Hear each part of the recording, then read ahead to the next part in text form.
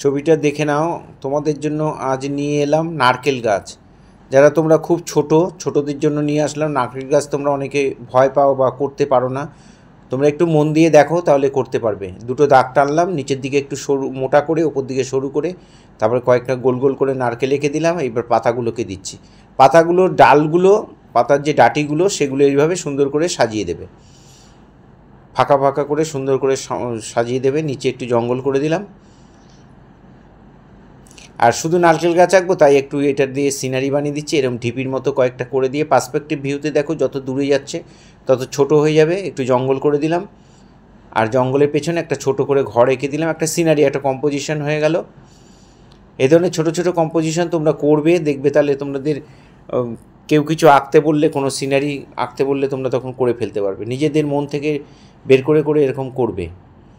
একটা নৌকো, সামনে বড় নৌকো দিলাম, দূরে একটা ছোট নৌকো দিলাম।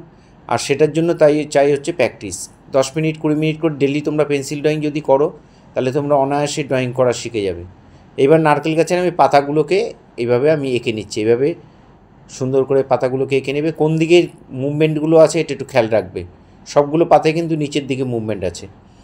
গাছের ডালের মধ্যে দুটো দুটো করে দাগ দিয়ে দিলাম। এই জায়গাগুলো একটু লাইট কালার হয়। এবার আমি আকাশে কালার করছি, প্যাস্টেল কালার দিয়ে রং করব। প্রথমে কোবাল্ট ব্লু, তারপরে স্কাই ব্লু দিয়ে সমান করে ভরাট করে দিলাম। জলের মধ্যে আমি প্রথমে স্কাই ব্লু দিয়ে ভরাট করছি। দূরের দিকে ঢিপিগুলোর সামনে একটু ডিপ দিয়ে দিলাম, আর সামনে একটু ডিপ দিয়ে দেবো। আর বাকি অংশটা হালকা করে আমি সমান করে ভরাট করে দিচ্ছি।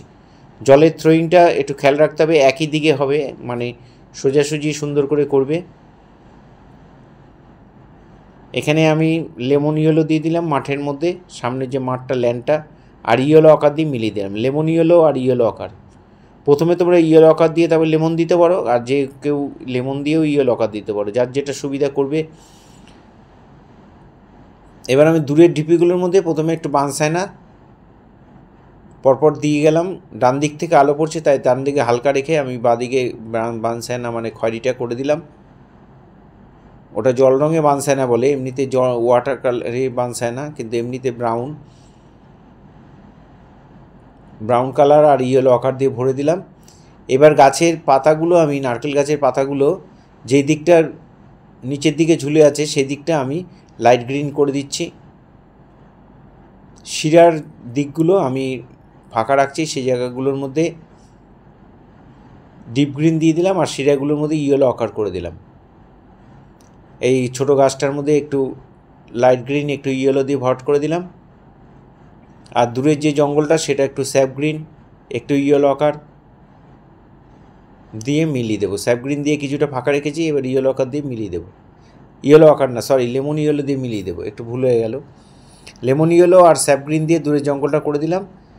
এইখানটা আমি একটু ইয়েলো আকার দিয়ে দিলাম।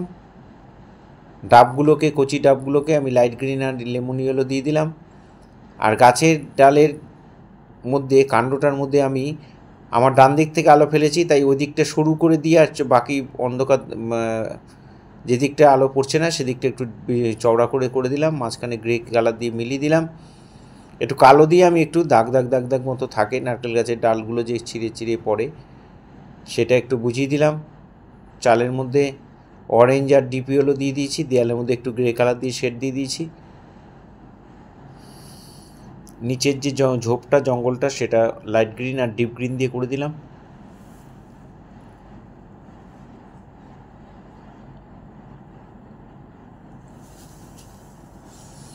নৌকার এই উপরটার মধ্যে একটু মিডিয়াম ইয়েলো একটু ডিপ ইয়েলো করে দিলাম। মানুষটা দেখো এইভাবে রং করে দেবে।